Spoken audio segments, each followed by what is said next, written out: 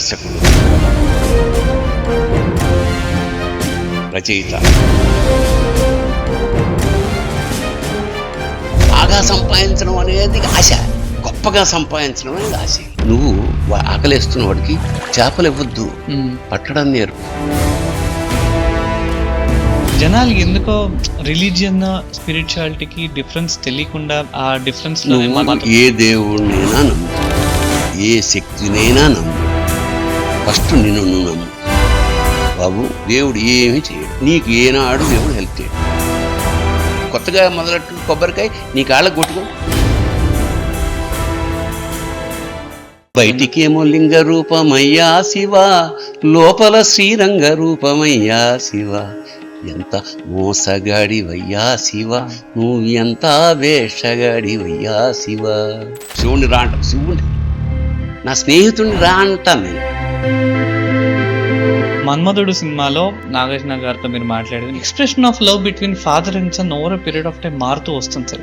ఇప్పుడు కూడా ఇప్పటి నుంచి ఇంకా మారుతుంది. ఇవాళ కొట్టే నాన్నలు తిట్టే నాన్నలు లేరు. ప్రపంచం యావత్తులో హైయెస్ట్ ఉన్నది ఇండియాలోనే. వీళ్ళని మనం కాపాడుకోకపోతే వాడు అటామిక్ బాంబులు తయారైపోతాయి, దేశానికే నాశనం. భార్యాభర్తల మీద కూడా మీరు ఒక్కొక్కరు భర్త సంపాదించకపోయినా వాళ్ళిద్దరు కొట్టుకొని మళ్ళీ కలిసిపోతారు చూసారా? అసలు ఆ బ్యూటీ అది కదా. భార్యాభర్తలు కొట్టుకోకపోవడం అనేది అన్యాచురల్, కొట్టుకోవడం అనేది న్యాచురల్, కలవడం అనేది న్యాచురల్, చంపుకోవడం అనేది ఇప్పుడు కొత్తగా వచ్చిన ట్రెండ్. సోషలిజం అనేది గడిగుడ్డు, నథింగ్. ఎట్లయినా పాస్ అయితే గుండు కొట్టించుకుంటా, చలో నేను గుండు కొట్టించుకుంటా అని ముందే కొట్టించుకున్నవాడు ఒకడనే ఉంటాడా? మనం దాన్ని మీరు ఎలా చూస్తారు? ఇది చాలా మంచి ప్రశ్న, చాలా అవసరమైన ప్రశ్న.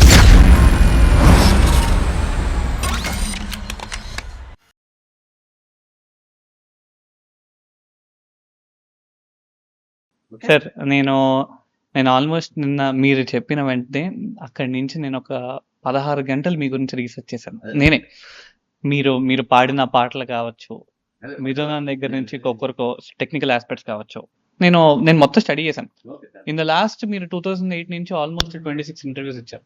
ప్రతి ఒక్క దానిలో ఏం చెప్పారు నా దగ్గర డేటా ఉంది. చాలా వాటిల్లో ఏంటంటే నేను అబ్జర్వ్ చేసింది ఏంటంటే మీరు చేసిన ప్రతి యాక్టింగ్ కావచ్చు, పోయిటరీ కావచ్చు, లిటరేచర్ కావచ్చు, ఒక్కొక్క దానికి ఒక్కొక్కటి కనెక్షన్ వచ్చింది సార్. నాకు తెలియకుండా నాకు కనెక్షన్ కనిపించింది. నిన్న నైట్ నేను రియలైజ్ అయినది. అంటే ఇప్పుడు ఫర్ ఎగ్జాంపుల్ ఒక్కొక్కరికో చూశాను 46 minutes ఒక life cycle of individual person. అంటే నిరుద్యోగం మనిషికి బయట కానీ కుటుంబంలో కానీ ఎటువంటి ఫ్యాక్టర్స్ ఉంటాయి.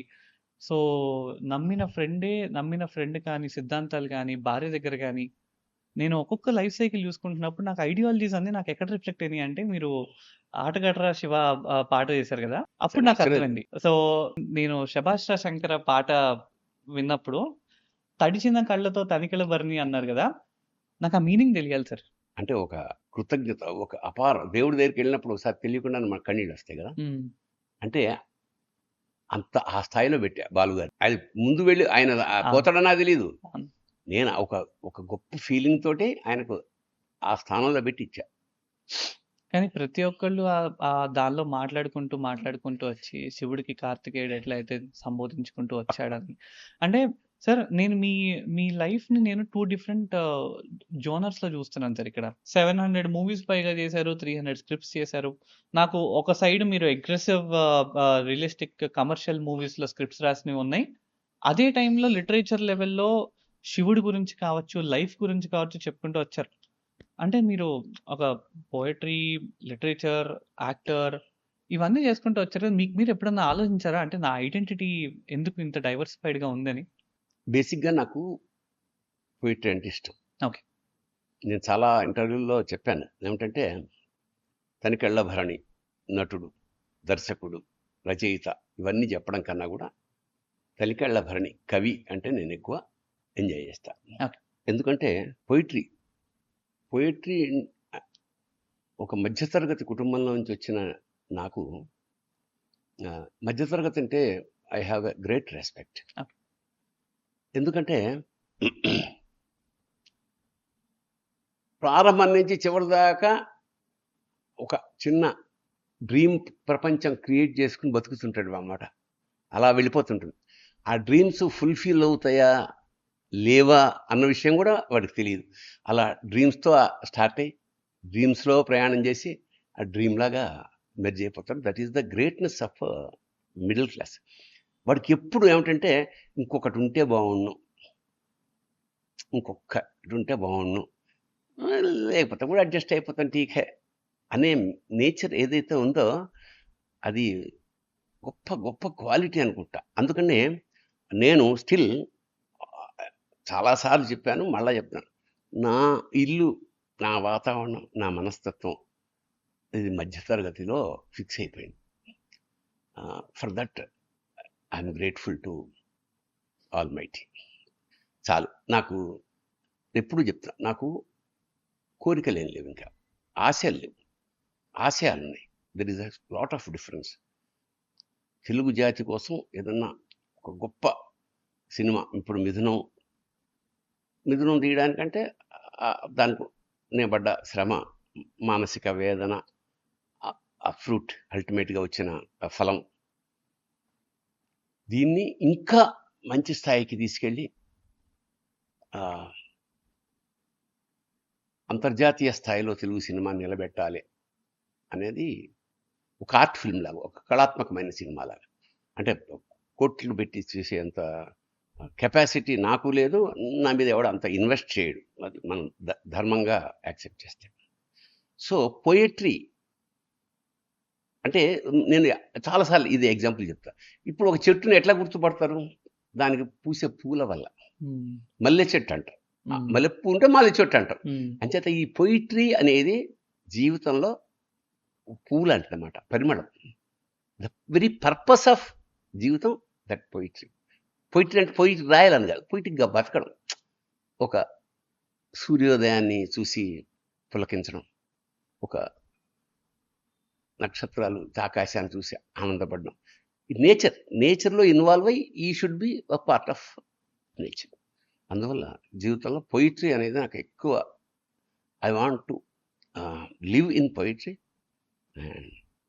అది ఉద్దేశం, అంత పొయిటిక్గా ఉండాలి జీవితం. అంటే ఆల్మోస్ట్ ఒక స్పాన్ ఆఫ్ 46 minutesలో ఒక 10 to 12 స్టోరీస్ మీరు చెప్పారు ఫ్రెండ్షిప్. అంటే ఇట్స్ అన్ ఎపిసోడిక్ అంటారు, అంటే ఒకే జీవితంలోని కొన్ని ప్రధానమైన ఘట్టాలు. విచిత్రం ఏంటంటే అప్పటి పరిస్థితి, అప్పటి నాటకాలు, నేను కుక్కరోకో రాసే నాటికి నేను post graduation diploma in theatre arts చేయలే. నాటకాల వెస్ట్రన్ థియేటర్ గురించి నాకేమీ తెలియదు. మేము ఒక నాటక సంస్థ, మా గురువుగారు రాళ్లపల్లి గారు, నా డైరెక్టర్ తల్లావజల సుందరం, మేము కాంపిటీషన్ కోసం నాటకం ఇవ్వాలి. ఎప్పుడైనా చూసారా, శ్లోకం నుంచి శ్లోకం పుట్టింది, ఒక వేదన నుంచి ఏదైనా పుడుతుంది. మా గురువుగారు అద్భుతంగా నాటకాలు వేసి మమ్మల్ందరినీ చేరదీసి మాకు ఒక ఐడెంటిటీ కల్పించి సడన్గా ఆయన బెంగళూరు మన చెన్నై వెళ్ళిపోయాడు సినిమా యాక్టర్గా. మేము మాకు ఒక శూన్యం, ఒక వ్యాక్యూమ్ వచ్చేసింది. అప్పటిదాకా యాక్టివ్గా ఉండే థియేటర్ మా గ్రూపు లేదు. వేరే నాటకాల పరిషత్తులు ప్రైజులు వాళ్ళు కొడుతుంటే మాకు ఒక విధమైన బాధ కలుగుతుండే. అరే మనం కూడా ఉండేవాళ్ళం కదా, మనకు కూడా ప్రైజులు వచ్చేవి కదా, టీంకి రైటర్ లేకుండా అయిపోయాడే. ఈ క్రమంలో రవీంద్ర భారతి మెట్ల మీద మా 4-5 మిత్రులు ఒక శపథం, నెక్స్ట్ ఇయర్ మనం ఎట్టి పరిస్థితుల్లో నాటకం వేసి తీరాలంతే, దెర్ ఇస్ నో అదర్ అన్నప్పుడు ఇట్లా నాటక రచయిత కోసం మేము ఊరికి చిన్న చిన్న ఎవరు రాస్తుండగా నాటికి రాసే అంత దమ్ము అసలు ఉందో లేదో కూడా నాకు తెలియదు. ఈ క్రమంలో తిరిగి ఎందుకురా నువ్వు వేరాయి అన్నాడు. అది ఎమర్జెన్సీ పీరియడ్. అక్కడ జరిగిన దుర్మార్గాలు, హింస, ఇవన్నీ దృష్టిలో పెట్టుకుని దాన్ని ప్యారడీ చేస్తూ గార్ధభాండం అని నాటిక రాశా. ఫస్ట్ నాటిక గార్ధబ ప్లస్ అండం అంటే గాడిది గుడ్డు, సోషలిజం అనేది గాడిది గుడ్డు, నథింగ్ అని నేను చెప్పదలుచుకున్నా. అది నాటిక అందరికి జనరల్గా ఏమిటంటే నాటకాలు ఆర్ట్ ఫార్మ్లో ఏం జరుగుతుందంటే ఎరుపు దేనికి సింబలు, ఏదో విప్లవం, నలుపు సాడ్, తెలుపు ఒక పీస్, ఇట్లా ఉంటాయి కదా. మొత్తం ఆల్ క్యారెక్టర్స్, విలను, హీరో, అందరు కమెడీ, అందరూ నల్ల డ్రెస్సే వేశారు. అవును. ఎందుకంటే ఆ దేశంలో సూర్యుడు కూడా నల్లగానే ఉన్నాడు అని చెప్పాలి నేను. అంటే చీకటి తప్ప ఏం లేదు, ఎవ్రీథింగ్ ఈజ్ ఇన్ డార్క్ అని సింబలైజ్ చేస్తూ ఒక కొత్త ప్రయోగాత్మక నాటకం. అప్పటి వరకు మేమే వెస్ట్రన్ థియేటర్ అవి ఇవి ఇక్కడ ప్రయోగాలు మా అంతటి మేమే ఒక నిర్ణయం వేసాం. అది అనూహ్యమైన సక్సెస్. ఎంత సక్సెస్ అంటే మమ్మల్ని జైల్లో పెడతారేమో అని మేము దాక్కోవాల్సి వచ్చేంత సక్సెస్. అక్కడి నుంచి కుక్కరకు ఇంత సక్సెస్లో దాదాపు ఉభయ రాష్ట్రాల్లో వేసి వేసి వేసి ఒక 100 ప్రదర్శనలు వేసిన తర్వాత నెక్స్ట్ అది అయిపోయింది. నెక్స్ట్ వేసినప్పుడు మా టీం క్రమశిక్షణ లేకపోవడం వల్ల మేము ఒక చోటకి బరంపురంకి వెళ్ళలేకపోయాం. ఓకే. నేనేమో చెన్నైలో ఉన్నా మా గురువుగారి ఇంట్లో. నేను వచ్చి చూసేటప్పటికి ఏమయ్యా మీరు బరంపురం పెడదాం అనుకున్నాం, ఎవడు రాలేదు, కాంటాక్ట్ చేయలేదంటే ఎవడు రిహార్సల్స్కి రావట్లేదు. సో సీరియస్నెస్ లేకపోతే నాటకానికి పనికిరారు. అది ఇది అంటే సినిమా అంటే అక్కడ డబ్బులు వస్తాయి లేదా కీర్తి వస్తుంది, నాటకానికి ఏమొస్తుంది, సెల్ఫ్ సాటిస్ఫాక్షన్ తప్ప. నేను నిర్ణయం తీసుకుని సరే ఒక చిన్న వేదనతోటి వెళ్ళిపోయాం మళ్ళా చెన్నైకి. అక్కడ నేను ఆలోచించా, అసలు ఈ టీం అందరూ అవసరమా, వీళ్ళు లేకుండా వేయలేమా, వేయగలమైంది ఏకపాత్ర చేయాలి. ఏకపాత్ర ఈజ్ నెవర్ ఏ నాటకంగా కన్సిడర్ చేయరు. కాంపిటీషన్లో ఒకడే వేషం వేయడం అనేది కన్సిడర్ చేయరు. ఎందుకు ఏదో రియాక్ట్ ఎవరితో, ఇప్పుడు ఒకడే మోనోలాగ్ అంటారు, ఒకడే మాట్లాడుతుంటే. డైలాగ్ అంటే ఇద్దరు మినిమం ఇద్దరు ఉండాలి అనే ఉద్దేశంతో ఇద్దరితో ఒక్కరొక నాటకం రాసి అది ఆ ప్రయోగం చేశాను అనమాట. So necessity is father of invention. నాకు అవసరం వల్ల ఆ నాటకం కూడా ఆల్మోస్ట్ ఇప్పుడు నాకు అప్పుడప్పుడు తగులుతుంటారు నా అసిస్టెంట్ డైరెక్టర్, సార్ అప్పట్లో మేము కుక్కరకు వేసాం సార్. ఎందుకంటే ఈ నాటకంలో వేసే వాళ్ళందరూ 99% మిడిల్ క్లాస్ వాళ్ళే ఉంటారు, చాలని వాళ్ళే ఉంటారు. ఎక్కడో గవర్నమెంట్లోనో ప్రైవేట్లో ఉద్యోగాలు చేసుకుని సాయంత్రం పూట రిహార్సల్ చేసి వాచిలు తాకట్టు పెట్టి ఆ చాయ్ ఆ సిగరెట్టు అలా దమ్ముకొట్టి ఇదే ఉంటుంది బ్యాచ్ అంతా. 99% వీళ్ళే ఉంటారు. వీళ్ళకి సెట్ వేసుకోవడానికి కానీ మ్యూజిక్ పెట్టుకోవడానికి కానీ హీరోయిన్ని పెట్టుకునే కెపాసిటీ ఉండదు. ఇద్దరే ఆర్టిస్టులు, సెట్ లేదు, మేకప్ లేదు, ఏమీ లేదు, డైలాగ్తో కొట్టడమే. సో న్యాచురల్లీ చాలా ఈజీ కదా. బట్ మనీ దాంతో అది సక్సెస్ అయింది. ఇవాళ కూడా అది ఎక్కడో చోట ఆడుతూనే ఉన్నారు. అది ఆ ఇద్దరితో చేయడం అనేది ఆ ప్రయోగం నాకు ఎన్ని విధాలుగా ఉపయోగపడిందంటే ఉత్తర ఇండస్ట్రీకి వచ్చాక నా సాటిస్ఫాక్షన్ కోసం, ఆత్మతృప్తి కోసం సిరా ఇంక్ అనే ఒక షార్ట్ ఫిల్మ్ తీశాను, ఇంటర్నేషనల్. అందులో ఇద్దరం ఆర్టిస్ట్, నేను ఝాన్సీ. ఆ తర్వాత మిథునం, ఇద్దరు ఆర్టిస్ట్.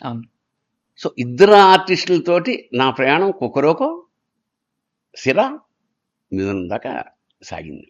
యాక్చువల్లీ కుక్కరోకోలో 2-3 సిచ్యువేషన్స్ నేను మాట్లాడదాం అనుకున్నాను. ఒకటి, నిరుద్యోగంకి సంబంధించి మీరు లైఫ్ సైకిల్ ఎప్పుడైతే చెప్పారో, అంటే అప్పటికి ఇప్పటికి మారింది కూడా ఏమీ లేదు సార్ వాస్తవంగా. అంటే నిజానికి నేను నిరుద్యోగం అనే కలర్ ఉంటుంది కానీ అది మేధావులు గుర్తింపు లేకపోవడం వల్ల దేశానికి ఎంత నష్టం, అది నేను ఫోకస్ చేయదు. ఉద్యోగం అంటే ఇప్పుడు ఏ ఉద్యోగం లేకపోయినా సర్వ వాళ్ళే ఉంటారు ఏదో ఒక విధంగా చేసుకుంటూ. బట్ అది కాదు కదా. ఇప్పుడు నేను బీకామ్ చదివాను, నేను బ్యాంకుకి పనికి రావాలి. నేను ఎంబీబీఎస్ చేశాను, ఎంబీబీఎస్ చేసి నేను పెద్ద హోటల్లో చెఫ్ అవుతా అంటే అది పర్పస్ ఎందుకు? నేను చాలా మంది ఇప్పుడు ఇండస్ట్రీలోకి వచ్చే వాళ్ళందరూ కుర్రాళ్ళని అదే అడుగుతా, ఎవరిని అడిగినా ఎందుకు వచ్చేవా, ఏం చదివావు సార్? నేను న్యూక్లియర్ సైన్స్ చేశాను, ఏదో బీకామ్, ఏదో గ్రాడ్యుయేషన్, పోస్ట్ గ్రాడ్యుయేషన్. అరే ఒకవేళ నీకు ఆ ప్యాషన్ ఉంటే నువ్వు 10th క్లాస్లోనే చెప్పి పారేస్తే తల్లిదండ్రులకి ఎంత డబ్బు ఖర్చు, పైగా నీకు టైము 5 ఏళ్ళు అక్కడ అన్యమనస్కంగా అక్కడ ఉండి ఎక్కడో చదువుతూ దీని మీద ఫోకస్, సినిమా ఇండస్ట్రీకి వెళ్ళాలి, నువ్వు ఎక్కడేం పని చేసి ఉంటావు నీకు. అందుకనే ఇప్పుడు ఇక్కడ విద్యా విధానం మీద నాకు ప్రశ్న భారతదేశంలో. వేరే దేశాల్లో ఇది కూడా చాలాసార్లు చెప్పి, ఎందుకంటే చాలా ఇంపార్టెంట్ ఇది. భవిష్యత్తులో ఎవరన్నా మహానుభావులు ఈ పాడ్కాస్ట్ చూసి లేదా విని ప్రభావితమై తే ఉపయోగపడుతుంది దేశానికి. ఏమిటంటే వేరే కంట్రీస్లో చదువుతో పాటు కంపల్సరీ ఏమిటంటే నువ్వు లలిత కళలన్నా తీసుకోవాలి, స్పోర్ట్స్ అన్నా తీసుకోవాలి, మస్ట్. దానివల్ల ఏం జరుగుతుంది, ఒకవేళ నువ్వు ఇక్కడ విద్యలో ఏదైనా సాధించలేనుకో, you will become a singer, you will become a musician. వేరస్ లేదా లలిత కళలు, డ్రామా ఆర్టిస్ట్ అవుతావు, రైటర్ అవుతావు, పోయిటర్ అవుతావు, పెయింటర్ అవుతావు. ఆ జీవితం అంటే నీ జీవనాన్ని కొనసాగడానికి నీ విద్య అలా పనికొస్తుంది. ఇక్కడ నువ్వు చదువు 24x చదువు. ఈ 24x చదువు చేస్తున్న వీళ్ళు గట్టిగా లీవ్ లెటర్ ఇంగ్లీష్లో రాయలేరు, వీళ్ళు గట్టిగా తెలుగు పద్యం చెప్పలేరు వీళ్ళు. మరి ఏం ఎడ్యుకేషన్ సిస్టమ్ నాకు అర్థం కావట్లా. మా కాలేజీలో 2500 మంది ఫస్ట్ క్లాస్లో పాస్ అయ్యారు. ఇదే వేదిక మీదకి వచ్చి 10 నిమిషాలు మాట్లాడలేని వాడు, ఒక పాట రాయలేని వాడు, ఒక 4 వాక్యాలు రాయలే. What is the education? అంచేత ఏంటంటే లలిత కళలు కూడా ఎడ్యుకేషన్లో మస్ట్ భాగం, ఏదో ఆప్షనల్ కాదు. చేస్తే ఆల్రెడీ కొన్ని విద్యా సంస్థలు చేస్తున్నాయని విన్నాను, but it should be a compulsory. అలాగే ఇంకొక కంపల్సరీ గతంలో ఎన్సిసి అని ఉండేది, ఒక క్రమశిక్షణకి అలాంటి పునఃప్రవేశం చేయాలి. ఉందేమో కానీ నామమాత్రంగా ఏమో, ఐ డోంట్ సీ ఎక్కడ కంపల్సరీ కనుక. ప్రైవేట్ దాంట్లో అరే మాకు మోరల్ క్లాస్ అని ఒకటి ఉండేదండి. మోరల్ అంటే నీతి. 7 సబ్జెక్టులు ఉంటే అందులో మోరల్ ఒకటి ఉంటే 1 అవర్లో ఏదో నీతి కథలు చెప్పాలి. అరే ఇవాళ నీతి ఎందుకు ధర్మంగా బతకడానికి నీతి అవసరం కదా. ఇప్పుడు మనం నేర్పుతుంది ఏమిటి? కాంపిటీషన్. వాడు నీకన్నా చదువుతారా, వాడిని కొట్టి ముందుకెళ్ళిపో, వాడిని తన్ని ముందుకెళ్ళిపో, వాడిని తొక్కి ముందుకెళ్ళిపో. ఇదే మన భవిష్యత్తులో జనరేషన్కి ఇవ్వాల్సింది. వాళ్ళతో కలిసి వెళ్ళు, వాళ్ళని తీసుకుని వెళ్ళు. మొన్న ఇక్కడ స్పోర్ట్స్లో ఇంకొక 5 అడుగులు ఉండగా ఒక అమ్మాయి పరిగెడుతూ పడిపోయింది, పాకుతోంది. Easy target. వెనక నుంచి వస్తున్న ఆవిడ రాలేదు. She can go get first prize. అబ్బా తలుచుకుంటేనే చాలా ఉద్వేగం. ఆవిడ ఆగి ఈవిడ లేపుకుని వెళ్ళింది. ఫస్ట్ ప్రైజ్ రాకపోవచ్చు, మొత్తం స్టేడియం అంతా లేచి చప్పట్లు కొట్టారు. జీవితంలో ఫస్ట్ వచ్చింది ఆవిడ. ఆ స్పోర్ట్స్ అది దాంతో అయిపోయింది ఏమిటి జీవితం. అది కదా నేర్పాలి నెక్స్ట్ జనరేషన్కి మనం. మరి అందరినీ తొక్కుకుంటూ వెళ్ళిపోకురా, అందరిని పట్టుకుని తీసుకెళ్ళు, లాక్కుని తీసుకెళ్ళు. నీకన్నా ఒక అడుగు ముందుంటే నష్టమే ఉంది ఎవడన్నా. సో ఇది మోరల్స్ చెప్పేది. ఇప్పుడు ఆ సెక్షన్ లేదు. బతకడానికైతే అందరికీ హ్యాపీ, అందరికీ ఏదో గుడిసో ఒక అన్నం, గుడ్డ, గూడు అంతే కదా. అంతే, ఇవి అందరికీ ఉన్నాయి కదా. అన్నం లేక చచ్చిపోవడం అనేది మన భారతదేశంలో ఈ మధ్య ఎప్పుడు వెళ్ళలేదు కదా. ఇవి ఆ దరిద్ర రేఖ అది దాటాం కదా. ఇప్పుడు వచ్చిన కొత్త కాదు, ఒక జబ్బు ముదిరింది. ఏంటి? వాడు కారు కొన్నాడు, మనకు లేకపోతే ఎట్లా? వాడు ఇల్లు కొన్నాడు, మనకు లేకపోతే ఎట్లా? ఇల్లు వరకు ఓకే, అవి దురాశలుగా, అవి కోరికలు. ఇవాళ కార్ అనేది నెసెసిటీ, ఇది లగ్జరీ ఎప్పుడో పోయింది. అది ఆడి కారే కావాలి, అక్కలే, నాట్ నెసరీ. ఇప్పుడైతే నీలో ఆ కారు యొక్క వాల్యూ, ఇది ₹1,00,00,000 కారు నేను కొనాలంటే ₹1,00,00,000 సంపాదన ఉండాలి నీకు. ₹1,00,00,000 సంపాదన ధర్మంగా ఎవడు చేయగలడు? అంచేత అక్రమ మార్గాలకు వెళ్ళాల్సి వస్తుంది, లంచాలు తీసుకోవాలి. ఎంతమంది ఇప్పుడు డబ్బు, ఎంత గొప్ప విషయం, డబ్బు ఇస్తుంటే కూడా తీసుకోకపోవడం అది కావాలి. ప్రలోభం నాకు వచ్చి గుక్కుతుంటే 1 సారి 2 సార్లు 3 సార్లు మీకు తెలుసు కదా. ఒకవేళ తీసుకోకపోతే ఏం చేస్తారు?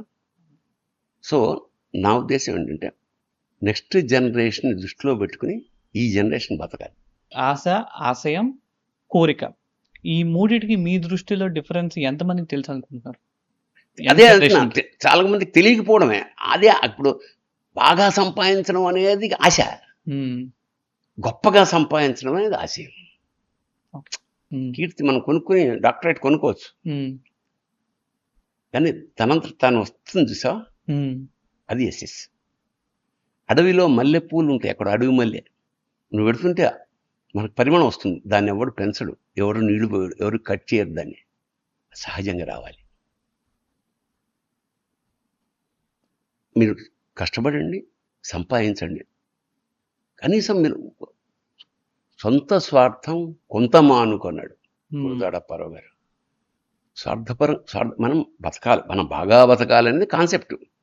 ఫ్లైట్లో పెడుతున్నప్పుడు కూడా ఆక్సిజన్ ఒకవేళ లేకపోతే ముందు మీరు పెట్టుకోండి. నువ్వు లేకుండా తనకు మాలిన ధర్మమే ధర్మరాజ అంటాడు భారతంలో. ఎప్పుడైనా సరే ధర్మం చేయాలంటే నీకుండగా చెయ్యి. యాక్చువల్లీ నాకు ఇంకొకటి ఏమనిపించిందంటే, ఒక తండ్రి కొడుకుల మధ్య అనుబంధం గురించి మీరు ఒక పాట రాశారు. పాట కూడా విన్నాను, నాన్న పాట. కానీ కుక్కురుకోలో కూడా ఒక కొడుకుకి నిరుద్యోగం ఉన్నప్పుడు తండ్రిని అడిగినప్పుడు నేనేం చేయలేనని అరుస్తాడు చూసారా? దానికి మా నాన్నే రీజన్. అంటే ఒక ప్రిన్సిపల్స్ మీద బతికిన జాతి మనకన్నా నాకన్నా ముందు వాళ్ళు. మా నాన్న నాకన్నా సీనియర్, చాలా ఇన్ఫ్లుయెన్స్ ఉంటుంది.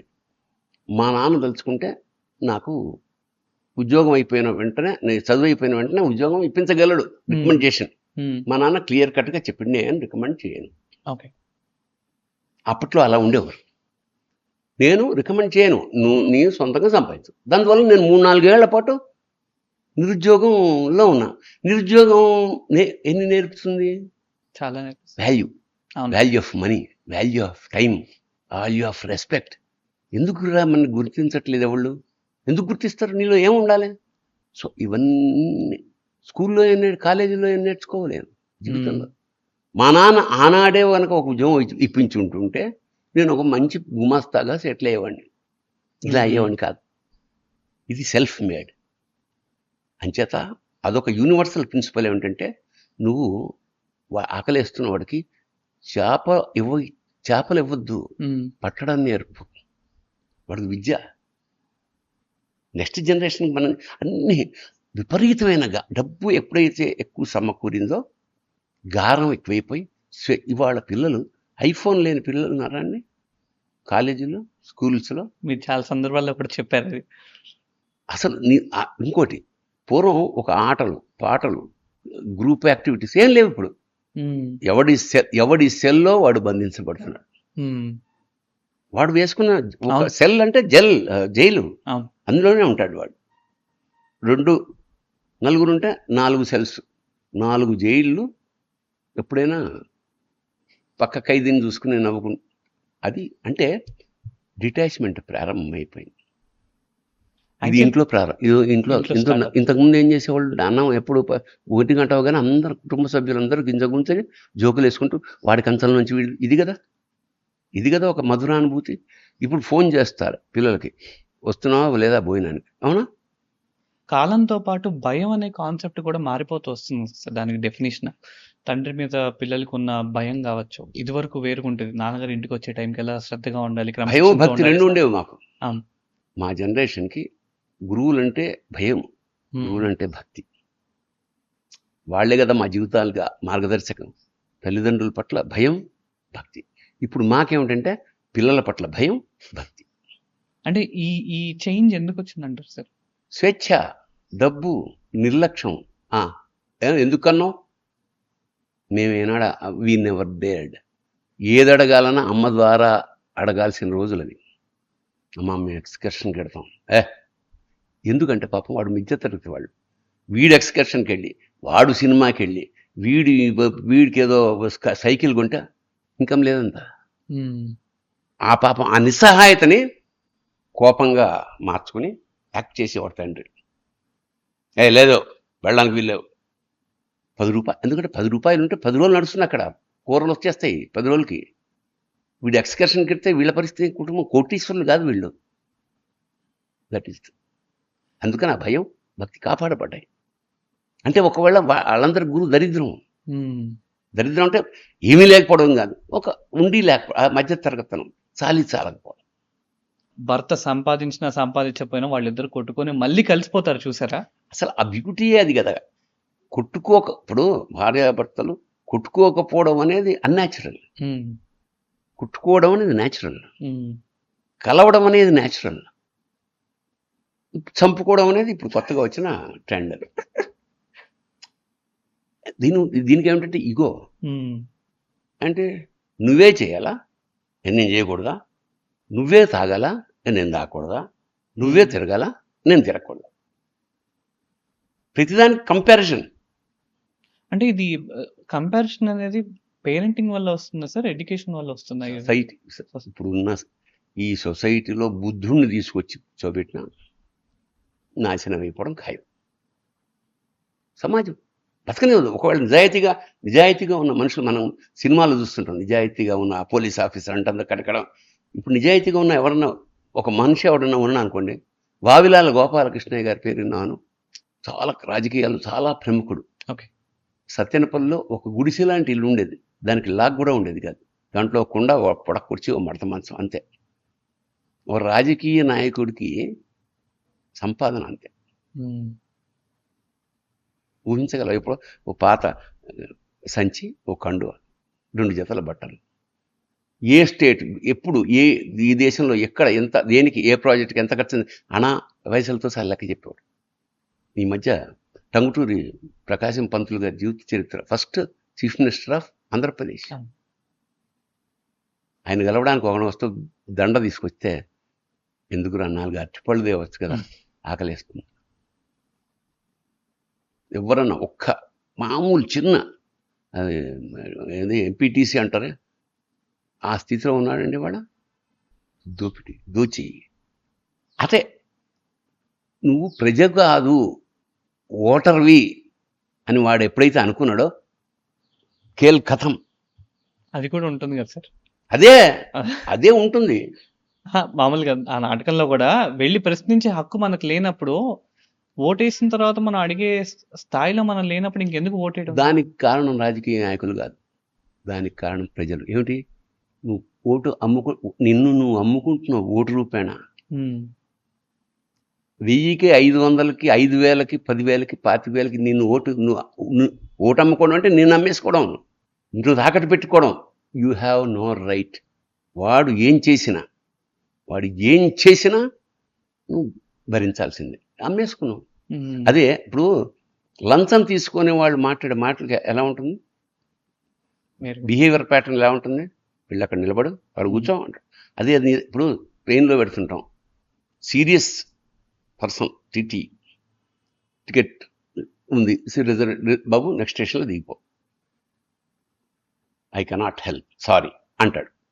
అదే నువ్వు 500 కొట్టావు అనుకో, ఏమంటాడు, నా సీట్లో కూర్చో, తర్వాత చూస్తా. మెత్తబడిపోయాడు, అయిపోయింది. ఇంకా ఒక్కసారి నువ్వు పావలాకి ఇలా అన్నావా, దే రెంట్స్, నీ పవర్ మొత్తం తీసా. వాడు కిళ్ళి ఇంకేమైందా, ఎంతసేపు అయింది ఇచ్చి అంటుంటాడు వీడు. నువ్వు అమ్మిడిపోయావు, నువ్వు ఆత్మను తాకట్టు పెట్టేసుకున్నారు ఇవాళ జనరేషన్. అంచేత నేను ఇప్పుడు మనం ఈ పాడ్కాస్ట్ ప్రధానం నెక్స్ట్ జనరేషన్కి మా వల్ల ఏమైనా ఉపయోగం కలుగుతుంది. మేము ఇలా ఇంకోటి, ఏ జనరేషన్ అయినా, ఏ పిల్లలైనా, నువ్వు చెప్పింది చేయడాడు, నువ్వు చేసింది చేస్తాడు. నువ్వు సిగరెట్ కలుస్తూ స్మోకింగ్ ఈజ్ ఇంజూరియస్ అంటాడు. నువ్వు తాగుడు తప్పు నాన్న, వాడది నువ్వు దానం చేస్తున్నావు కాదు చూస్తాడు. మన డబ్బులు దానం చేయమాట. మన తల్లిదండ్రులు గౌరవిస్తుంటే వాడికి అర్థమవుతుందో మన తల్లిదండ్రులు కూడా మనం గౌరవించాలి. మనలో కరుణ ఉందా, మనలో ఏముంటే మల్టిప్లైగా ఇస్తారు వాళ్ళు. మనం 10 రూపాయలు ఇస్తే వాడు 100 రూపాయలు దానం చేసే స్థితి అప్పుడు ఏర్పడుతుంది. నువ్వు కంజూస్ అనుకో, ఎవరు రాని, నువ్వు అబద్ధాలు చెప్పి ఇంట్లో లేనని చెప్పావు అనుకో, వాడు నీకు కూడా అబద్ధం చెప్తాడు. అది అంచేత అపారమైన సంపద ఏమిటంటే యువత. ప్రపంచం యావత్తులో హయ్యెస్ట్ యూత్ ఉన్నది ఇండియాలోనే. వీళ్ళని మనం కాపాడుకోకపోతే వాళ్ళు అటామిక్ బాంబ్స్లు తయారైపోతారు. దేశానికే నాశనం, ప్రపంచానికి నాశనం. మేధాశక్తికి గుర్తింపు ఉండదో, ఆ దేశంలో నువ్వు పుట్టకు అనే ఒక స్టేట్మెంట్ అంటే నిజంగా అది ఇవాళ జరుగుతున్నది, ఇంకా ఫర్దర్ గా కూడా జరిగేది. 40 ఏళ్ల క్రితం రాసింది. 40 ఏళ్ల క్రితం రాసింది. 40 ఏళ్లలో మనకు మార్పు కనబడదు. ఇంకా 400 ఏళ్ళు ఇలాగే ఉంటుంది అంటున్నా. ఎందుకంటే మనిషిలో మార్పు లేనప్పుడు ఇంకా అప్పుడు ఇక్కడ చాలా చాలా బెటర్ సొసైటీ. ఎవరన్నా రోడ్డు మీద యాక్సిడెంట్ అయితే 10 మంది చేరేవాళ్ళు. ఇప్పుడు ఒక్కడో ఇద్దరు వస్తారు. దేనికోసం? వీడియో తీయడం కోసం. అంత క్రూరంగా ఎలా అయిపోయిందండి సమాజం, నాకు అర్థం కాదు. అది నా వేదన. ఇప్పుడు ఎప్పుడో చదివా, జాలి అంటే టీవీలో పేదవాళ్ళని చూసి పాపం వాళ్ళు అన్నం తినట్లేదు వణుకుతున్నారు అని కాదు. వీళ్ళైతే వెళ్ళి రెగ్గులు పంచు. ఒక కుటుంబం ఒక్కడిని అడాప్ట్ చేసుకోగలిగితే పేదవాడిని, పావర్టీ ఉండదు దేశంలో. నాకు మిజన్ సినిమాలో మీరు చెప్పిన ఐడియాలజీ ఒకటి బాగా రిలేట్ అయింది, డిటాచ్మెంట్. దాని సంస్కృతంలో పద్మపత్ర మీవాంబస అంటారు. అంటే తామరాకు మీద నీటి బొట్టులాగా ఉండు. ప్రపంచంలో ఏ ఫిలాసఫీ చెప్పినా ఇదే చెప్తుంది. ధ్యానం అలాగే ఉండు, అబ్జర్వ్ చేస్తూ ఉండు. Nothing, don't take in to heart. ఇప్పుడు మనకి బాధ అంతా ఎక్కడ జరుగుతుంది? నేను ఇంత ప్రేమించాను, నన్ను ఎంత మోసం చేశాడా, నన్ను ఇంత మోసం చేసిందా. నువ్వు ప్రేమించినప్పుడు, నీకు ఇష్టపడ్డప్పుడు డోంట్ ఎక్స్పెక్ట్. అది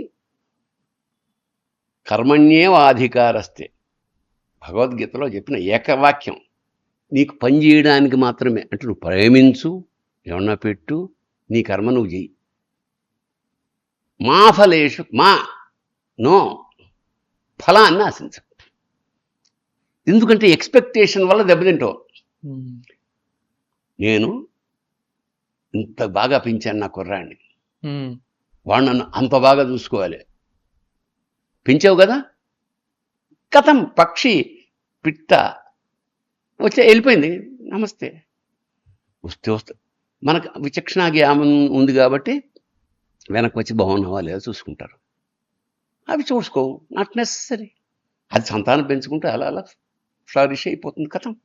కానీ ఫుడ్ని కూడా చాలా క్లియర్గా చూపిస్తారు సార్. అంటే ఆ ఇష్టంతో పాటు దురదృష్టం ఏంటంటే ఇవాళ సొసైటీలో ఇరానీ హోటల్స్లో లేదా టీ తాగుతున్న వాళ్ళని గమనించవా? ఏదో ట్రైన్కి వెళ్ళిపోతున్నట్టే అన్నం కూడా కుక్కుంటారు అన్నం. అది నేను ఏమంటున్నా అంటే ఆస్వాదించడం, అన్ని రంగాల్లో ఆస్వాదించాలి.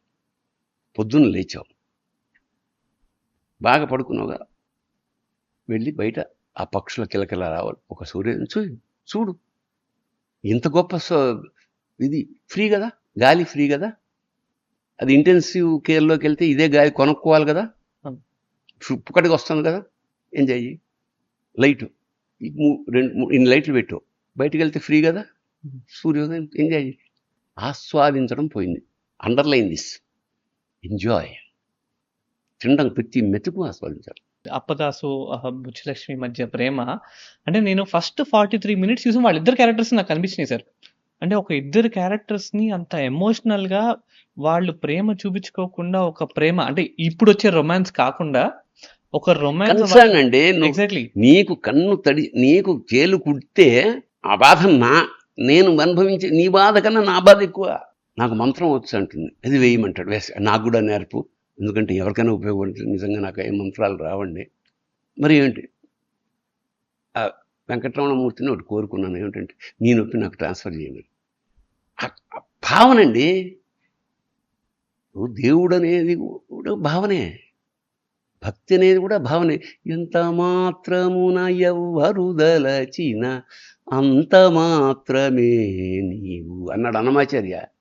నీకు ఇంత భక్తి అనుకో, నీకు అంతే కనిపిస్తాడు. నీకు అనంతమైన భక్తి అనుకో, విశ్వరూప సాక్షాత్కారం.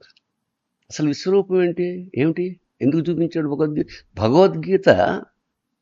ఏమిటంటే నీ డైరీ అది, ఎవ్రీ ఇండివిజువల్ డైరీ అది. ఓకే, నువ్వు ఎలా ఉండాలో డైరీ అది, రూల్స్ పుస్తకం. విశ్వరూప సాక్షాత్కారం అంటే you become big, uses all the potentials within you. నీలో ఉన్న సర్వశక్తులు గనక చేయగలిగితే నువ్వే కృష్ణుడివి. అనంతమైన శక్తులు వచ్చే మనం మన అన్ని శక్తుల్ని వాడాల్సినంత వాడలేకపోతున్నాం, లాక్ చేసుకుంటున్నాం. తెలియవు చాలా శక్తులు మనకున్నట్టు. దేనికంటారు సార్? ఎవరు చెప్పడు. నీకు మంచి గురువు లేడు ఇవాళ. గురువు ఎలా ఉండేవాడు పూర్వం?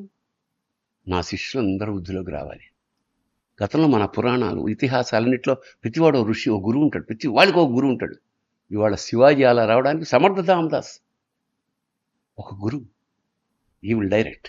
ప్రతి వాళ్ళకు మంచి గురువు అంటే గుకారో అంధకారస్య రుకారో తన్నివారణం.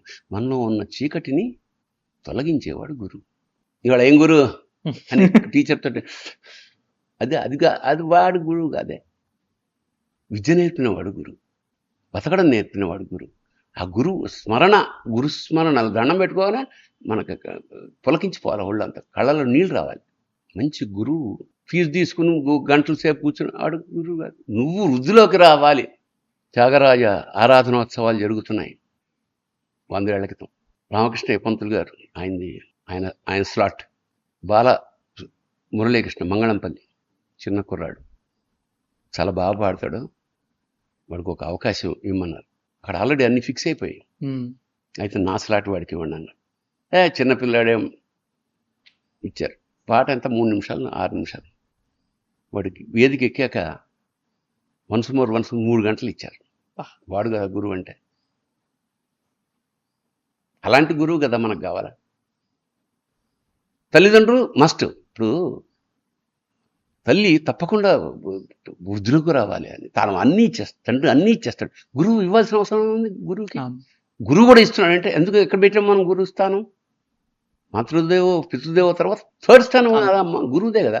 ఎందుకంటే వాళ్ళు జన్మనిచ్చారు. ఇప్పుడు ఒక పాపులర్ కొటేషన్ ఉంది, అమ్మ మనని ప్రపంచానికి పరిచయం చేస్తే నాన్న ప్రపంచాన్ని మనకు పరిచయం చేస్తాడు మాత్రమే.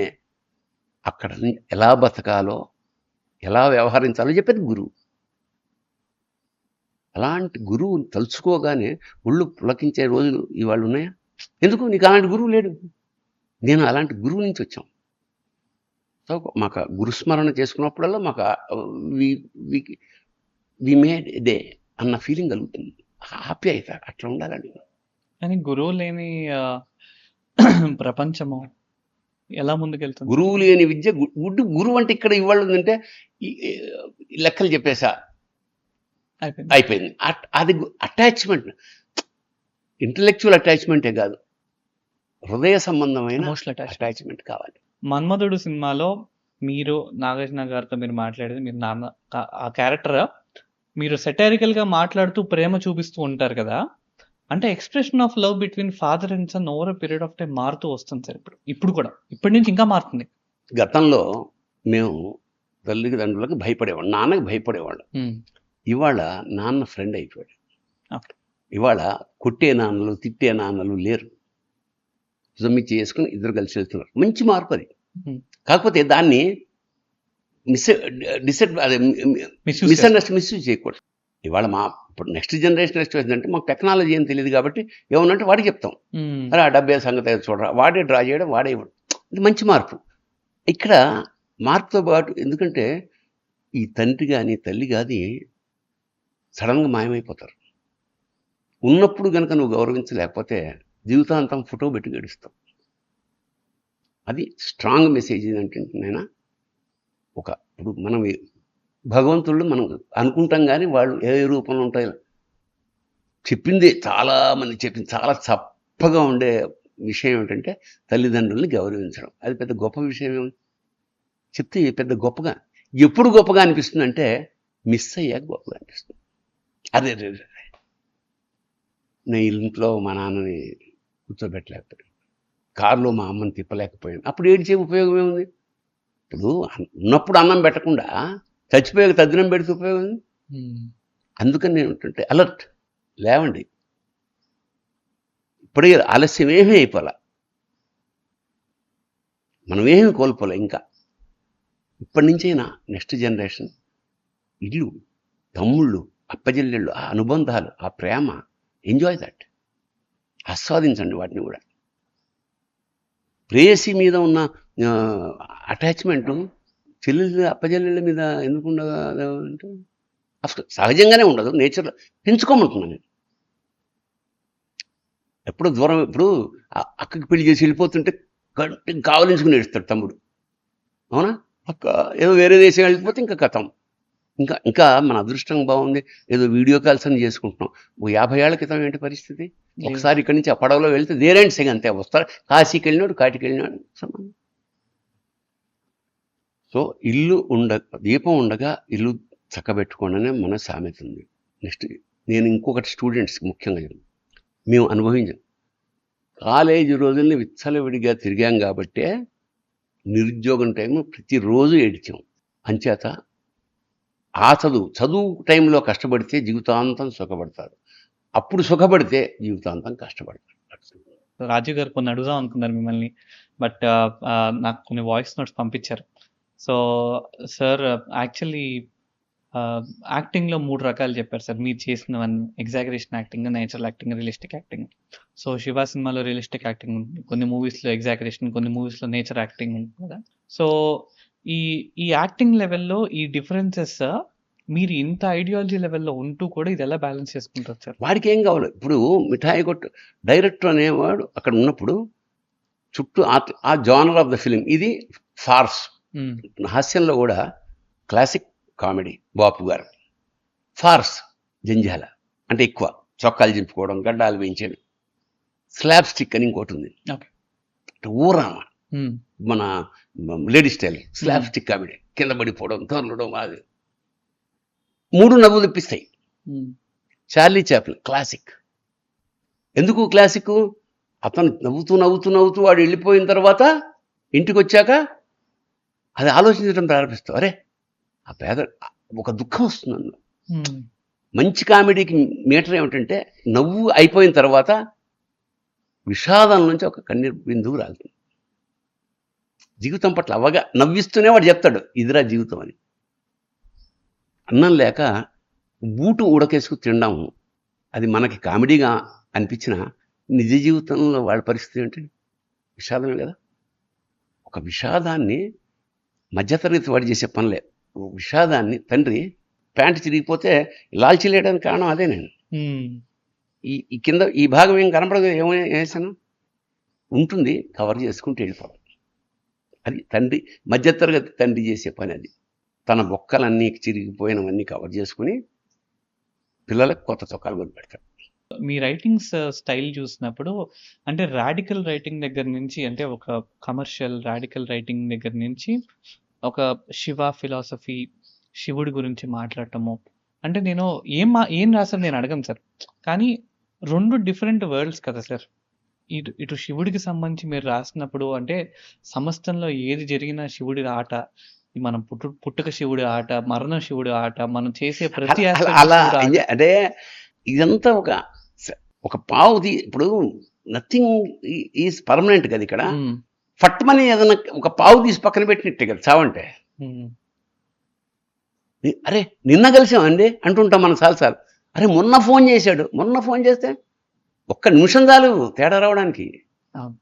ఇండెఫినెట్ జీవితాలు అంచేత నీకు అద్భుతమైన మామూలు జీవితం కాదు. ఇప్పుడు ఈ ప్రపంచంలో ఇన్ని జంతువులు ఇన్ని పెట్టు పాపం పొద్దున్న ఇప్పుడు మనకి విస్తరి వండి అలా పెడతారు కదా. ఏ జంతువుకైనా, ఏ పక్షికైనా, ఏ కీటకానికైనా బయట తిరుగుతుంది. జూల్లో ఉన్నావు కాదు, ఒక్కొక్క గింజ ఏరుకోవడమేగా. ఇక్కడ దొరుకుతుంది. ఇవాళ కోతులు ఉన్నాయి, కోతులు తినాల్సిన పళ్ళు ఎక్కడ ఉన్నాయి? చెట్లు ఉన్నాయా? మరి ఏం చేయాలి? కోతి జనాల మీదకి రావు, చింకలు లేవు, కుందేళ్ళు లేవు, పుల్లు ఎక్కడికి వస్తాయి? మనుషులు తింటాయి. నేచర్ సైకిల్ రన్ అవ్వాలి కదా మరి. అవును. సో అంచేత మనం నేచర్ని అందుకనే ఈ మిథునం రైటరు శ్రీరమణ గారు ఫిలాసఫీ ఆఫ్ పిట్టలకి 4 గింజలు, మొక్కలకి 4 చెంబులు. ఫిలాసఫీ నీకున్న దాంట్లో నేను ఎప్పుడో రాశా, నీ చూపుడు వేలు ఎదుటివాడి లోపాలు ఎత్తి చూపడానికి కాకుండా వాడి కన్నీరు తోడవడానికి ఉపయోగిస్తే ఎంత బాగుంటుంది. మనకు ఒక అవకాశం. ఇప్పుడు వేరే పక్షులకి, జంతువులకి అవకాశం లేదు, వేరే జంతువులకు కూడా హెల్ప్ చేయాలని చాలా తక్కువ. ఏదో కాకి లాంటిది ఒకటి ఫుడ్ ఉంటే పిలుస్తుంది, కానీ మనకు అవకాశం భగవంతుడు అద్భుతమైన అవకాశం. సేవ చేసే అదృష్టం కేవలం మనుషులకే ఇచ్చాడు. యూ కెన్ ఫీల్, అరే వాడు బాధపడుతున్నాడే, కాపాడే యోగం, అదృష్టం, ఒక వైభవం. అది ఒక గ్యారంటీ కదా. You cannot take what ever you and నువ్వు అన్ని యత్నం చేసింది తీసుకెళ్ళలేవు. తీసుకెళ్ళకపోగా వదిలేసిన దాని నువ్వు వెళ్ళిన ఉత్తరక్షణం నీ ఫోటో వదలబడేసి కొట్టుకుంటుంటారు వీళ్ళు. అదే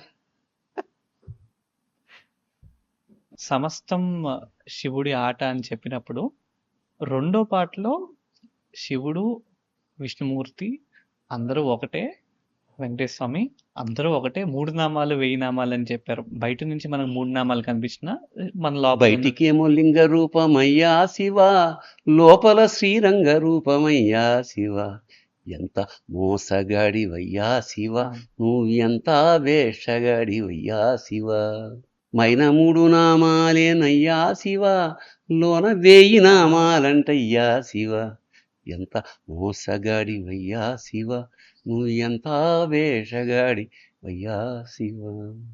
సార్ నాకు ఈ పాట విన్నప్పుడు అంటే ఇది డిబేట్ అని కాదు సార్. అంటే ఒక దేవుడు నేను నమ్మి ఆర్ నాకు ఇష్టమైన దేవుడు నేను మాట్లాడుకుంటున్నప్పుడు ఇద్దరు కూర్చొని కొట్టుకోవడం ఏంటి సార్? ఒకళ్ళ దేవుడి మీద ఒకళ్ళ దేవుడు. అంటే వీడికి అవగాహన లే, వాళ్ళు కొట్టుకుంటున్నారని వాళ్ళు బాగానే అసలు దే ఆర్ ద. ఇప్పుడు వెజిటేబుల్ కూరల్లో నీకు ఇష్టమైన కూర ఏమిటి? బంగాళం. అవునా? బంగాళదుంప అనేది మామూలు, దాన్ని ఫ్రై చేసేవాళ్ళు ఉన్నారా? అవును. దాన్ని కూర చేసేవాళ్ళు ఉన్నారా? చిప్స్ చేసేవాళ్ళు ఉన్నారా? అవును. ఎన్ని రకాలు చేసుకోవచ్చు బంగాళదుంపతోటి? అవును. రూపం, బేసిక్ రూపం అదే. బంగాళదుంపనే మిక్చర్ రూపంలో శివుడు అయ్యాడు, చిప్స్ రూపంలో విష్ణువు అయ్యాడు కదా. విషయం అదే. అది దేవుడు తత్వం. జీఓడి గాడ్ అంటే జనరేషన్, ఆర్గనైజేషన్ అండ్ డిస్ట్రక్షన్. పెద్దానికి ఉంటాయిగా కథం. అదే మనం సృష్టించేవాడు. పుట్టించేదా బ్రహ్మస్వామి, విష్ణుమూర్తేమో నడిపిస్తాడా. పుట్టించేదా బ్రహ్మస్వామి, విష్ణుమూర్తేమో నడిపిస్తాడా. నువ్వొక్కడి వెర పండ వెట్టడిది శభాషురా శంకరా. ఇదే ఫిలాసఫీ. అన్నీ 3 చేసేది ఒకటే. ఇప్పుడు నెక్స్ట్ జనరేషన్ కావచ్చు, ఈ జనరేషన్ కావచ్చు, భక్తి మీద అంటే భక్తి అనేది ఒక ఆశతో కూడిన భక్తి అయిందని నేను అనుకుంటున్నాను. అంటే నాకు ఏదో స్వలాభంగా నాకు ఒకటి కావాలి కాబట్టి మార్కులు కావాలి, దేవుని మొక్కుంటాను. జాబ్ రావాలి, దేవుని మొక్కుంటాను. అంతే అంతే. బిజినెస్ విత్ గాడ్ భక్తి అంటే. ఇవాళ విభక్తము కానిది భక్తి అంటే విడతీయలేనిది. కన్నప్పది భక్తి. వాడు చూశాడు, ఆకలి వేస్తుందని. మరి నాకు ఆకలి వేస్తున్నప్పుడు నీకు ఆకలి వేస్తుందా? సరే ఉండని తీసుకొచ్చి జింకాయ తిన. వాడు తిన. బాగాలేదా? మెత్త కాలేదా? సరిగ్గా కాలేదా? బాగానే ఉంది. తిన. నవవిధ భక్తులు ఉన్నాయి. స్మరణం, కీర్తనం, విష్ణు సఖ్యం, ఆత్మనివేదన. సఖ్యం, స్నేహం చేస్తున్నాడు దేవుడితోటి. అందుకని శభాష్రా శంకర, ఆటగదరా శివ అంటే చాలా. అంటే శివుణ్ణి రా అంట. శివుణ్ణి నా స్నేహితుడిని రా అంటాను నేను. అంచేత ఆ స్నేహం గనక చేయగలిగితే దేవుడితో ఆ మజా వేరే ఉంటుంది. అది అనుభవంలో ఉండాలి. మీరాబాయి ఉంది, కృష్ణుడికి భర్త అనుకుంది. అది మధుర భక్తి. భక్తుల స్టాండర్డ్స్ అనమాట. సో ఇప్పుడు ఏమవుతుందంటే, నాకు ఎట్లయినా పాస్ అయితే గుండు కొట్టించుకుంటా. ఓకే, నమ్మకం పాస్ అవుతాడు, గుండు కొట్టు. చలో, నిజంగా నీకు అంత భక్తి ఉంటే నేను గుండు కొట్టించుకుంటా అని ముందే కొట్టించుకున్నవాడు ఒకడనే ఉంటాడా? పాస్ అవుతాను లేదా అని నువ్వే డౌట్గా ఉన్నాడో లేదా, కలండని వాడు కలడో లేడో అని నువ్వు డౌట్ పడుతుంటే, నీలాంటి బచ్చాగాళ్ళు కోట్ల మంది, వాడెంత బిజీగా ఉంటాడు. నువ్వేమో ఇట్లా ఫోన్ పట్టుకుని ఆరపిస్తుంటివి.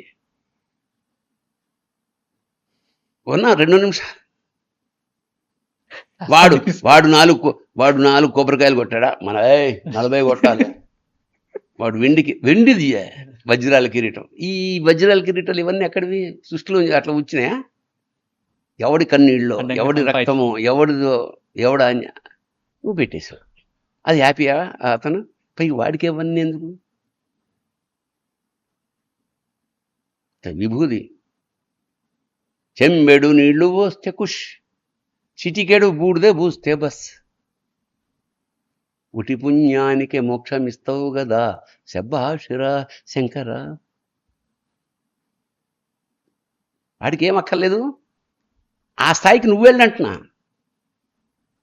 అంటే నాకు ఈ ఈ స్పిరిచువాలిటీ మీద నాకు చాలా ఇంట్రెస్ట్ సార్. అంటే జనాలు ఎందుకో రిలీజియన్, స్పిరిచువాలిటీకి డిఫరెన్స్ తెలియకుండా ఆ డిఫరెన్స్‌లోనే నువ్వు మతం. ఏ దేవుడినైనా నమ్ము, ఏ శక్తినైనా నమ్ము, ఫస్ట్ నిన్ను నువ్వు నమ్ము. ఏదైతే నువ్వు వాడిని కోరుకుంటున్నావు, నాకు నువ్వు పరీక్షలో పాస్ చెయ్యి అని నువ్వు అడుగుతున్నావా, నీకు ఏమేం చేస్తే పాస్ అవుతుంది నీకు తెలుసు కదా. బాగా రాస్తే, బాగా చదివితే, మన హ్యాండ్ రైటింగ్ ఉంటే, మ్యాటర్ని పర్ఫెక్ట్గా చెప్తే, ఈ గుణాలు నువ్వు పెట్టుకుని వాడికి పెట్టుకో. అదొక తెలియని ఒక కిక్కి, తెలియని ఒక ఎనర్జీ అది, నిన్ను మోటివేట్ చేసే ఎనర్జీ. కృష్ణుడు రథంలో కూర్చుని కురుక్షేత్రంలో వీళ్ళందరా ఓకే అర్జున రిలాక్స్, కథం అయిపోతుంది కదా దుకాణం. మరి వీటికెందుకు ఈ శ్రమ? బాబు, దేవుడు ఏమీ చేయడు. దేవుడు గైడ్ చేస్తాడు, ఎనర్జీ ఇస్తాడు, ఆలోచనిస్తాడు. ఆడిని కొట్టు, లేపుదానం అవసరం, ఇక్కడ కొట్టు, అక్కడ కొట్టు, ఇంకా స్పీడ్గా వెళ్ళు, స్లో చేయి, ఈ డైరెక్షన్స్ అవసరం. వాడిని హర్ట్ చేయకు, వీడిని కాపాడు. ఇదే నీకు ఏనాడు దేవుడు హెల్ప్ చేయడు. ఎందుకు? నువ్వే దేవుడివి. అహం బ్రహ్మస్మి శివోహం. నీలో అన్ని ఎనర్జీలు ఉన్నాయి నాయన, నువ్వు ఎక్కడ వెతుక్కోక్కర్లే. నీకు కొత్తగా మొదలెట్టిన కొబ్బరికాయ నీ కాళ్ళకు కొట్టుకో, నువ్వే శివోహం, శివ అహం. సో మనం అంత ఎనర్జీ ఉన్నవాళ్ళం. ఇప్పుడు భగవద్గీతలో ఇంకో కాన్సెప్ట్ ఉంది, పక్షుల్లో అత్యంత బలమైన పక్షిని నేనే, గరుత్మంతుణ్ణి నేనే, మృగాల్లో అత్యంత బలమైన సింహాన్ని నేనే అంటాడు. ఆ సింహాన్ని నేనే అంటే వాడని కాదు, అక్కడ మనమని. నేనే ఐఆమ్ ది బెస్ట్ అని నువ్వు అనుకో. పొద్దున్నే motivate your self. Self hypnotism అంటారు. నీ విజయం ఎవరిని ఆనందించడం, తల్లిదండ్రుల ద్వారా ఏమో తప్ప నీ స్నేహితులు కానీ ప్రపంచం కానీ నీ విజయం పెద్దవాళ్ళకేం ఆనందం అనిపించదు. ఎందుకంటే ఇంటికి వచ్చిందా, అరే మా అబ్బాయికి వస్తే బాగుండేది అనుకుంటాడు తప్ప, నీకు వస్తే వాడు ఎందుకు సంతోషిస్తాడు? మంచిదేనా, all the best, God bless, చూసా అలా చదవాలా యాదవా అని తిడతాడు. అంటే వీడికి నువ్వు రావడం ఇష్టం లేదు. నువ్వు జీవితంలో వృద్ధిలో రావడం ఎవరికీ ఇష్టం ఉండదు.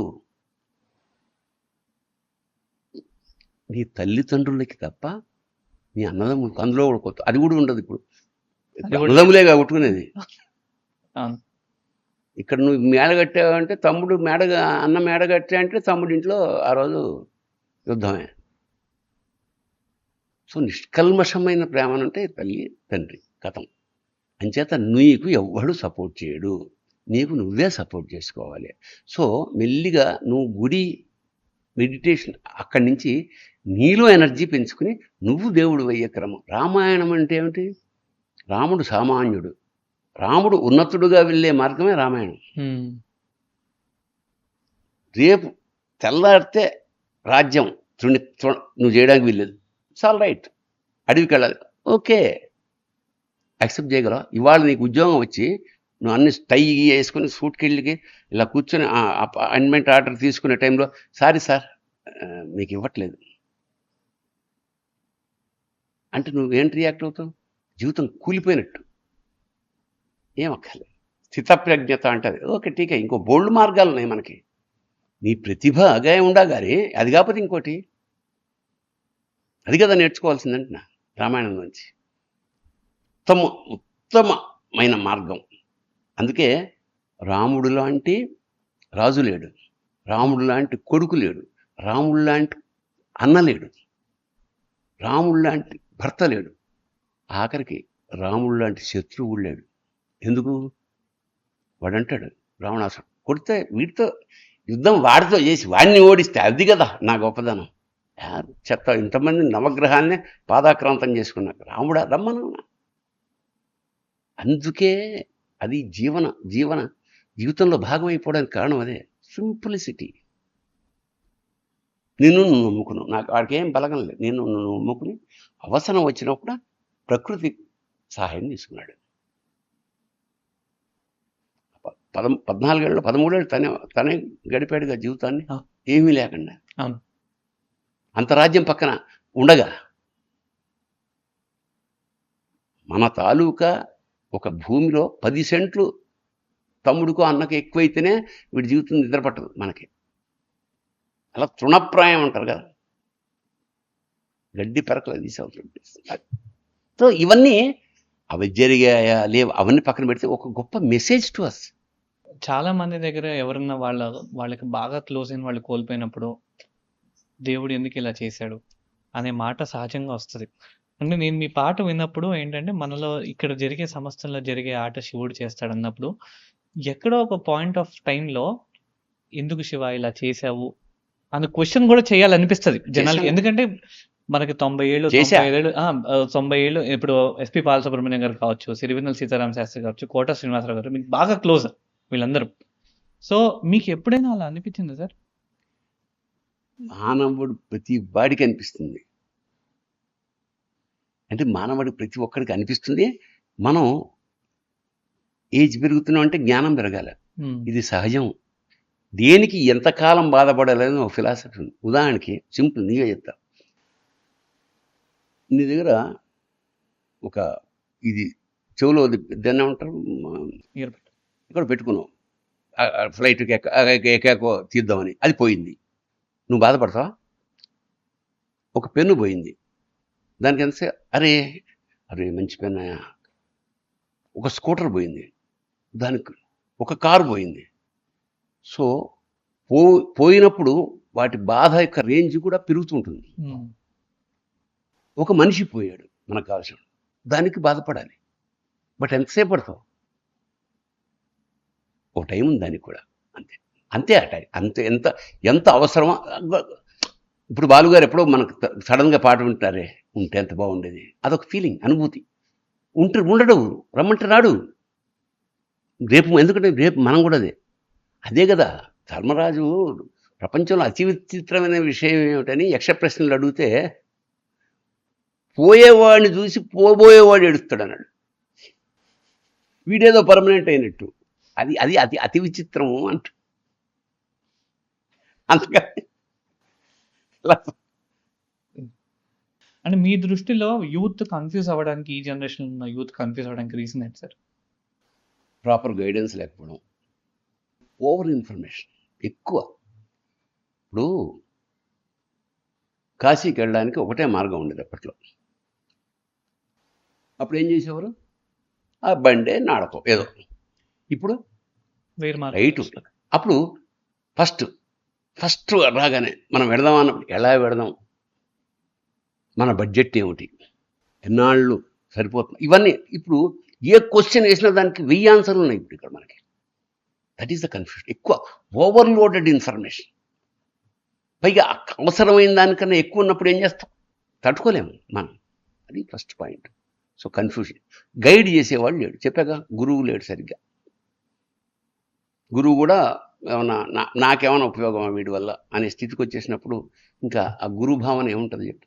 మీ దృష్టిలో సక్సెస్ అంటే ఏంటి సార్? అంటే మనకు నచ్చింది చేస్తే హ్యాపీగా ఉంటామని, అదే సక్సెసా లేదా ఇది చాలా మంచి ప్రశ్న, చాలా అవసరమైన ప్రశ్న. ఎందుకంటే చాలా మంది సక్సెస్, మార్కులు కొట్టు, విజయమా ఆనందమా అన్నప్పుడు నా ఓటు ఆనందానికి. ఎందుకంటే ఇవాళ విజయం సాధించిన వాళ్ళందరూ ఆనందంగా లేరు, కానీ ఆనందంగా ఉన్న వారందరూ విజయం సాధించినట్టే లెక్క కదా.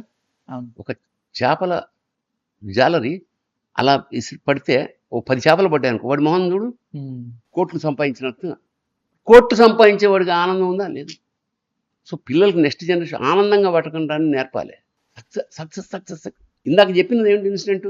నువ్వు ఓడిపోయినా సరే ఇంకోటిని గెలిపించావు అవసరమైన, అది కదా జీవితాంతం ఆనందం. ఆ సినిమాలో రాజేష్ గారు అప్పట్లో మన కోసం మనం ఎలాగ బతుకుతాం, కానీ ఇంకోళ్ళ కోసం బతకడంలో ఉన్న ఆనందం ఉంది చూసావా, అది కదా పరాకాష్ట అంటాడు. అంటే సాహిత్యంలో కూడా చాలా చేంజెస్ వచ్చినాయి కదా సార్. ఇదివరకు మీరున్నప్పుడు సాహిత్యం వేరేలా ఉండేది, ఇప్పుడు సాహిత్యం అంటే మనం ప్రేమ వ్యక్తం చేసే దానిలోనే చాలా మార్గాలు వేరువేరుగా వచ్చేసినాయి కదా. సో దాన్ని మీరు ఎలా చూస్తారు? ఒకప్పుడు సాహిత్యం అంటే సమాజ హితం, ఉమ్, సొసైటీని ఇన్ఫ్లుయెన్స్ చేసే చలం అయితేనేమి, శ్రీశ్రీ అయితేనేమి, మన అమృతం కురిసిన రాత్రి బాలగంగాధర్ తిలక్ అయితేనేమి, శ్రీపాద సుబ్రహ్మణ్య శాస్త్రి గారు అయితేనేమి, జాషువా అయితేనేమి, వాళ్ళ సాహిత్యంతో ప్రపంచాన్ని ఇన్ఫ్లుయెన్స్ చేసి పారేశారు. చాలా ఏళ్ళు, ఇన్నేళ్ళు, వాళ్ళు పోయే 50 ఏళ్ళు అయినా మనం వాళ్ళని తలుచుకుంటున్నాం. ఉమ్, పలసపడిపోయింది అన్నిట్లాగానే. అంటే చిక్కదనం మొత్తం సమాజంలో ఉండే అన్నిట్లాగానే 10 కాలాల పాటు నిలబడే శాశ్వతమైన సాహిత్యం రావట్లే, పలసపడిపోయింది. ఫస్ట్ చదివేవాడి, మంచి రచన కావాలంటే అసలు చదివేవాడి ఎంతసేపు నెట్. పైగా నువ్వు గమనించలేదు, గంటసేపు సినిమా చూడడం ఓపిక లేదు. అవును. షార్ట్స్ అంటే ఏమిటి, వటవృక్షం లాంటి ఒక సమాజం విత్తనంలోంచి వృక్షం రావాల్సిందిగా ఇప్పుడు వృక్షంలోంచి మళ్ళీ చిన్నగా అయిపోయి మినియేచర్ విత్తనంగా అయిపోతుంది, వెనక్కి ప్రయాణం చేసేస్తుంది అన్ని విషయాల్లో. సో మీ దృష్టిలో మీనింగ్ఫుల్ లైఫ్ అంటే ఏంటి? ఫస్ట్ థింగ్ ఈజ్, నువ్వు ప్రతిదాన్ని ఆస్వాదిస్తూ ఆనందంగా బతుకు. పర్పస్ ఆఫ్ లైఫ్ ఎవరికైనా చెప్పాగా, నీ జీవితాన్ని మొత్తం పర్యవేక్షించుకుంటే కనీసం నీ వల్ల ఒక్కరికైనా ఉపయోగం జరిగిందా? ఒక్కరికి మినిమం, మ్యాక్సిమం ఎంత లక్షల మందికి నీ అవకాశాన్ని బట్టి. సరే, ఇంకొకటి, నాన్నని అర్థం చేసుకోవడానికి కొడుకు 56 ఏళ్ళు పడుతుంది అనేది ఒకటి ఉంది సార్. ప్లస్ కొడుకుని అర్థం చేసుకునే నాన్నలు కూడా ఈ జనరేషన్లో ఉన్నారంటారు, నెక్స్ట్ జనరేషన్లో వస్తారంటారా? అంటే ఇప్పుడు నాన్న అర్థం కావాలన్నా మనకి పిల్లాడు పుడితే కానీ మన నాన్న అర్థం కాడు. ఇప్పుడున్న నాన్నలు మా నాన్నల కన్నా 1000 రెట్లు గొప్పవాళ్ళు. ఎందుకంటే అక్కడ నాన్నతో కలిసి తినడం లేదా కలిసి ప్రయాణం చేయడం అనేది ఒక కళ మాకు. ఇక్కడ ఫ్రెండ్షిప్, ఇవాళ నాన్న పిల్లలు ఫ్రెండ్సే. ఇంకా ఆ అదృష్టాన్ని కనుక సరిగ్గా యూజ్ చేసుకోలేకపోతే అంతకన్నా దురదృష్టవంతులు. సమాజంలో మీరు అన్నట్టు ఇన్ఫర్మేషన్ ఎప్పుడైతే ఎక్కువ అవుతుందో అన్నీ నాకే తెలిసి అనే ఒక గర్వం అనేది బాగా ఎక్కువ వస్తుంది కదా సార్. సో మనిషి నేర్చుకుంటూ వెళ్ళకపోతే ఇంక ఎవాల్వ్ అవ్వలేడు. సో నేర్చుకోవడం ఎక్కడ ఆగితే ఏమవుతుంది సార్? నేర్చుకోవడం ఆపితే ఏమవుతుంది? నేర్చుకుంటూ వెళ్తే ఏమవుతుంది? నేర్చుకోవడం ఆపడం అంటే ఎదగడం అయిపోవడమే. ఇప్పుడు నేర్చుకోవడం, ప్రశ్నించడం. అసలు గోపీచంద్ ఒక పుస్తకము నవల రాసి వాళ్ళ నాన్నకి అంకితం ఇస్తూ ఏం రాస్తాడంటే, ఎందుకు అంకితం ఇస్తున్నా అంటే, ఎందుకు అన్న ప్రశ్న నేర్పినందుకు అన్నాడు. You have to question, you have to get answer. మనం ఏం తెలుసు అని నేర్చుకున్నాం, ఏం తెలుసు మనకి? Everyday we learn. అసలు మన లోపల మన కన్ను ఇంత టెక్నాలజీ వచ్చిన కెమెరా కన్నా ఇప్పటికి కూడా 1000 రెట్లు గొప్పదని మనం దాన్ని అది మన కళ్ళున్నప్పుడు తెలియదు. అది మన బుర్ర 1000 కంప్యూటర్లు కనిపెట్టింది. నాకు అంత బుర్ర అని మనకు మతి పోతే తప్ప తెలియదు. సో అద్భుతమైన ఒక వరం మన శరీరం. దానికన్నా 1000 రెట్లు గొప్పది మేధస్సు. ఇంత అద్భుతమైన జీవి క్షుద్ర జంతువు కీటకంలాగా ప్రవర్తిస్తున్నాడు. అది ఆశ్చర్యం. ప్రతిదానికి ఒక పర్పస్ ఉంది. దోమకు కూడా ఒక పర్పస్ ఉంది. దోమ లేకపోతే డాక్టర్లు బతకరు. సో అంత అంటే మనని చెప్పే కదా, ఒకప్పుడు విత్తనంలోంచి వటవృక్షం అయ్యేది. ఇప్పుడు వటవృక్షాన్ని నుంచి వెనక్కి వెళ్ళిపోయి మళ్ళీ బాన్సాయి అయిపోయి ఇవాళ విత్తనం అయిపోయి ఎండిపోయి అందులోనే కలిసిపోతుంది. మళ్ళా ఆత్మజ్ఞానం అద్భుతమైన ఎనర్జీ ఉంది నీకు. నువ్వు ప్రపంచాన్ని పాలించగలవు, శాసించగలవు, ఏలగలవు. నెక్స్ట్ జనరేషన్ యూత్కి, ఆడా మగ ఎవరైనా సరే. బట్ అది ధర్మ మార్గంలో ఉండాలి. ఎవరిని బాధ పెట్టకు. ఒక్క కన్నీటి బిందు it will transform into atom bomb. ముఖ్యంగా ఆడపిల్లల విషయంలో మన వాళ్ళు ఎప్పుడో చెప్పారు, కంట కన్నీరు. సీత ఒక్క కన్నీటి బిందువు లంకం తగలెట్టేసింది. సో ఇంత అద్భుతమైన జీవితం మనకి. We must be thankful to almighty. అనంతమైన శక్తి అను దేవుడను ఇష్టమని ఇక్కడ మనం ఈ ఎగ్జిస్టెన్సే చాలా గొప్పది. మళ్ళీ ఇది వస్తుందని మనం అనుకోవడం అదో భ్రమ. ఉన్నదాన్ని సద్వినియోగం చేసుకుంటూ లివ్ అండ్ లెట్ లివ్, బతుకు బతికించు. మిమ్మల్ని ఒక సీనియర్ యాక్టర్గా చూసిన జనాలు నాకు ఆ మూవీస్లో నుంచి ఒక లిటరేచర్ నుంచి మీరు ఎలా కనెక్ట్ చేసుకుంటూ వచ్చారో జనాలకి తెలిస్తే బాగుంటుంది అనిపించింది త్రూ దిస్ పాడ్కాస్ట్. సో వాళ్ళందరికీ మీ అంతర్గత భావంలో ఉన్న ఈ శివుడి కనెక్టివిటీ కావచ్చు, ప్రతి ఒక్క మెసేజ్ మీరు మూవీలో ఇచ్చే రాత కావచ్చు, ప్రతి ఒక్కటి కనెక్ట్ అయిందని నేను అనుకున్నాను, చెప్పానని అనుకుంటున్నాను. But thank you so all much. The best. God bless you. శుభం భూయాత్. శివోహం. Thank you so much.